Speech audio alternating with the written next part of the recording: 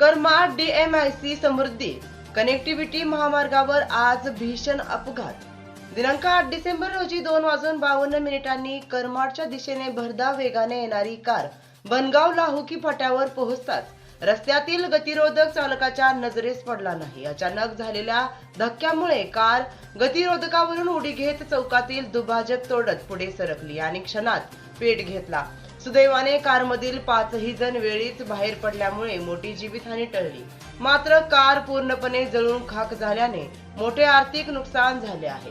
गाडी क्रमांक 13 DY 9691 गाडीतील प्रवासी एक अनिकेत दत्तात्रय झिरपे वय 34 वर्ष राहणार वडगाव शेरी तालुका जिल्हा पुणे, कोमल अशोक गायकवाड वय वर्ष 29, दत्तात्रय गणपत झिरपे वय वर्ष 27 राहणार करकम तालुका पंढरपूर जिल्हा सोलापूर, गायकवाड वय वर्ष 50 राहणार डोंबिवली तालुका कल्याण असे प्रवाशांची नावे आहेत। या सर्व प्रवाशांना सुखरूप बाहेर काढण्यात यश आले।